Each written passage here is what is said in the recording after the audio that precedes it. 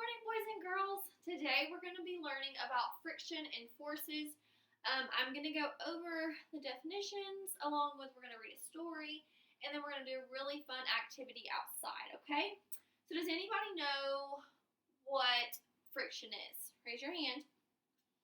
Okay, so friction is the resistance against motion, which rubs against an object.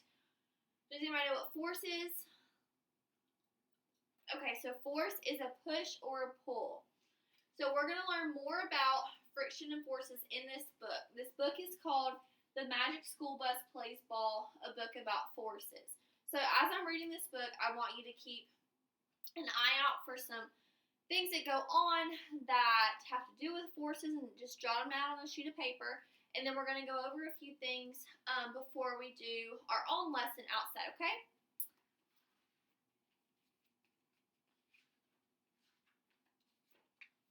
When most classes play baseball, they go out on the field, but that's not what happens when you have a teacher like Miss Frizzle. In our class, when we play baseball, we go on a field trip. It all started during recess. We were playing baseball. Ralphie was at bat, Wanda was pitching, the rest of us had taken our positions on the field. There was only one thing missing. "Hey Wanda, where's home plate?" Ralphie asked. "There isn't one," Wanda replied. "You'll have to pretend." Wanda began her pitch. She lifted her leg high, reached back, and suddenly Dorothy Ann raced out onto the field.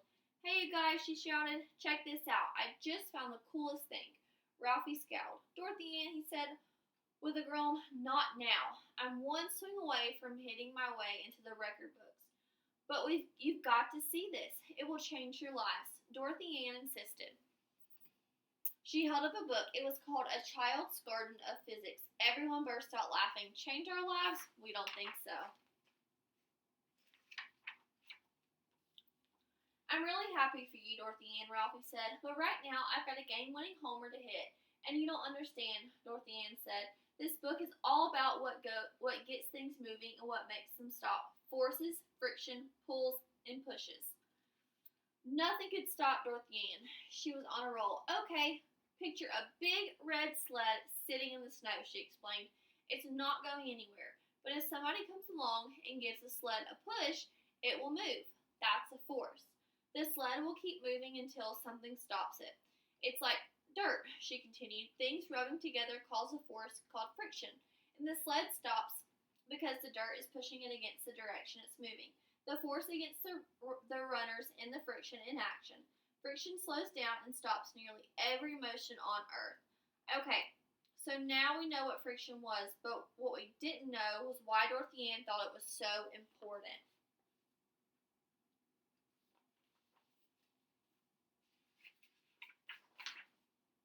Ralphie was tired of hearing about friction. He picked up his bat and tapped it at the dirt where home plate should have been. Then he remembered Dorothy Ann's book. The book would have made a great home plate, Ralphie thought. It was flat, white, and just the right size. "Hey, Dorothy Ann, that book does sound pretty kind of cool," he said. "It is, Ralphie," Dorothy Ann agreed happily. She thought Ralphie wanted to read the book. "And look at this, right here on the page 97. Ralphie looked at the page. It showed a picture of a baseball field. "It would be impossible to play baseball on that field," Dorothy Ann told Ralphie. "There's no friction there."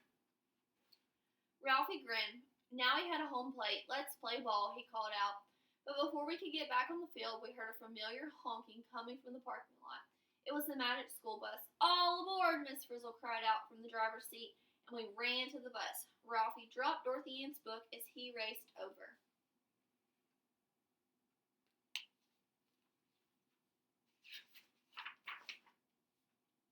"Today we're going to a baseball game," Miss Frizzle announced. We were confused. A baseball game wasn't new or different or exciting.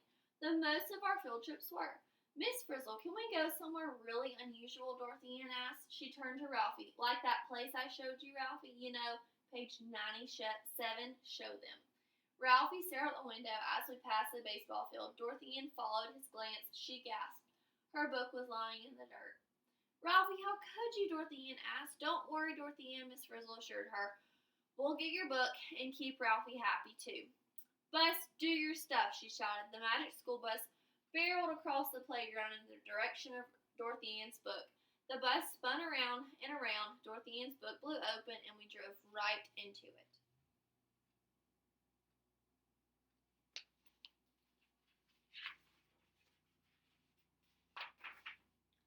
We watched through the windows as the pages slipped by. As Miss Frizzle stopped here, Dorothy Ann shouted excitedly, "It's page 97, the page I was talking about. It's all about a world without friction." "It looks like the world of baseball to me," Ralphie said. The bus ground to a halt. Ralphie raced out the door. "Come on," he said. "Ralphie, watch out," Dorothy Ann warned. "The ground on the field has no friction." Without anything to push against it, it's like the friction of his feet against the ground. Ralphie couldn't stop. He bounced off one wall, slid across the field, and crashed into another wall.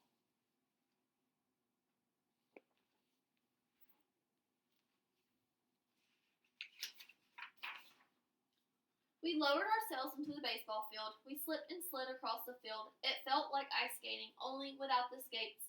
Miss Frizzle blew her whistle. It was time for the game to begin.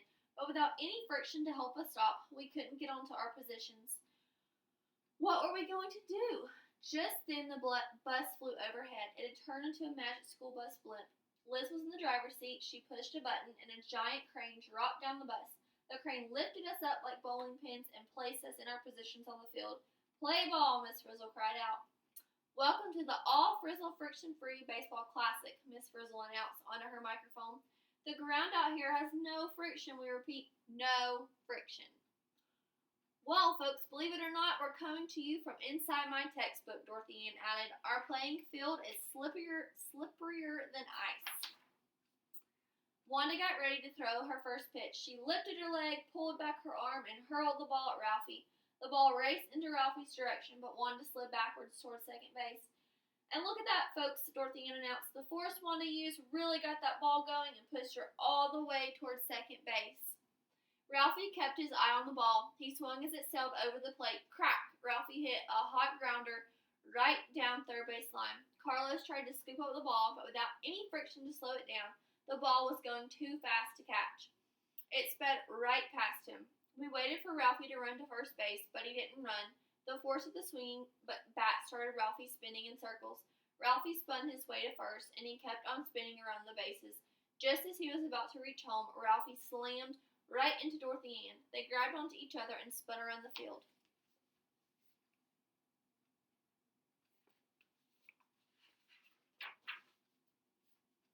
"Miss Frizzle," Dorothy Ann suggested, "I think we better call this game due to lack of friction." Miss Frizzle agreed. "Game," she called out. It was time to get back on the bus and go back to the world with friction. Liz pulled out a pin from inside the bus and popped the blimp like a balloon. The bus whizzed on and finally landed just outside the frictionless baseball field. Now all we had to do was get on the bus, but without friction to help us walk, how could we reach the bus? Suddenly the hood ornament on the front of the bus shot out, trailing a rope behind it. The ornament hooked itself onto a wall across the field. "Grab on, class," Miss Frizzle ordered. We reached up and took the rope in our hands. "A push is one force that can get us moving," Miss Frizzle said. "What's the opposite?" Wanda gripped the rope tightly. "A pull," she grunted. Miss Frizzle smiled. "Excellent," she said. And so we pulled ourselves hand over hand down the rope and off the frictionless field. We never realized that friction did so much. We all owe Dorothy Ann a big apology for laughing at her. "Wow," Wanda exclaimed. "You're right, Dorothy Ann. Can I borrow your book when Ralphie's through with it?" Tim asked. "Me too," said Arnold. "Then me," Carlos chimed in. "Wait a second," Ralphie interrupted. "No one gets the book until we get out of it." We piled onto the bus, sat down, and buckled our seatbelts. It was getting a little windy outside, so we shut the windows tight. "Let's book it," Miss Frizzle said. She put the key in the ignition, but before the bus could move, we heard a loud, scary boom. The wind had lifted the cover of Dorothy Ann's book right off the ground. The cover, in about 50 pages, had smacked down on top of the bus. We had to get out of here, and fast.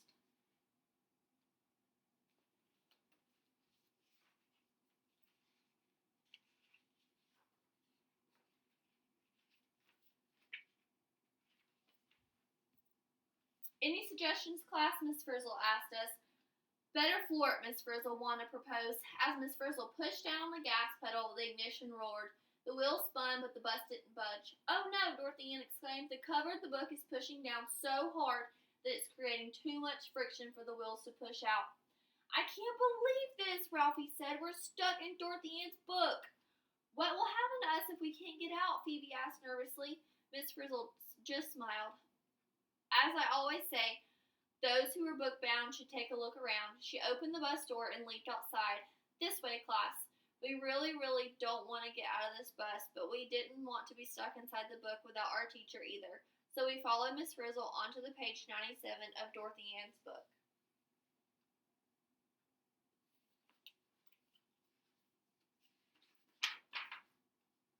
Keisha tried to gather all her facts. Okay, where do we stand? She asked.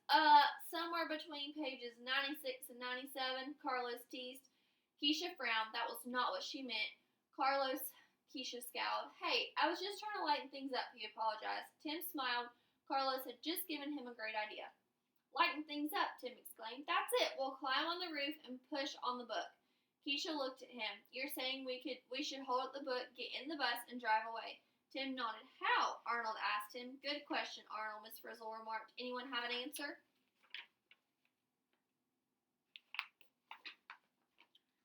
Dorothy Ann had another idea. Look at the letters peel off the page, she said as she stripped off the lowercase t. I have a plan. We'll split into two teams. Ralphie's team goes on the roof of the bus and pushes up on the book.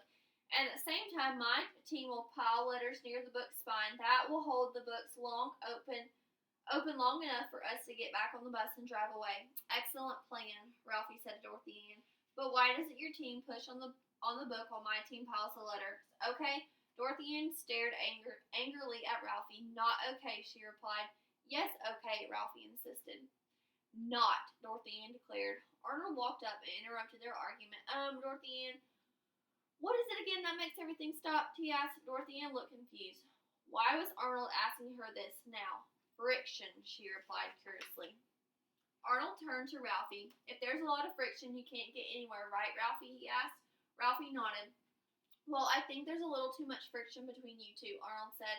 So if we're going to get out of this book, we're going to have to get rid of the friction between us, Dorothy Ann and Ralphie said together. They reached out and shook hands. It took a little while, but we finally piled enough letters onto the spine of the book to hold the cover open. Miss Frizzle led us back to the bus, and we zoomed right out of Dorothy Ann's book. As soon as the bus stopped on the school baseball field, Ralphie raced over to the door. Wait a minute, Ralphie said, Dorothy Ann warned. Remember what happened last time you jumped out of the bus like that? Ralphie nodded. Dorothy Ann stepped in front of him. She slowly stepped down to the ground, and she moved her foot back and forth on the sand. Never fear, there's friction here, she assured Ralphie.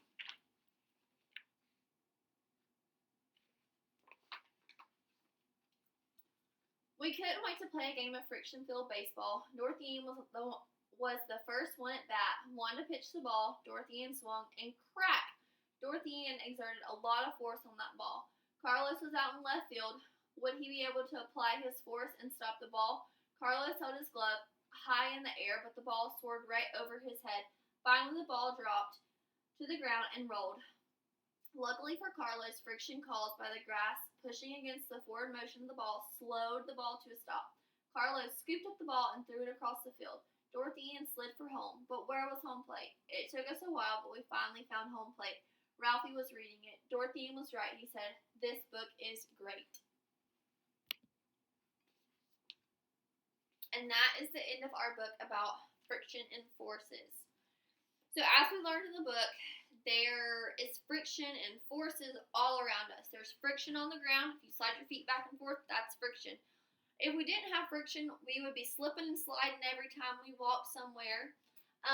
Kind of like if you got like on an ice rink without any skates on, how it's really slippery. It would be like that. For our activity today, we're going to actually go outside and we're going to play tug of war. I'm going to put equal number of students on each side, and we're going to see how friction and force helps us play our tug of war game, okay? Thank you.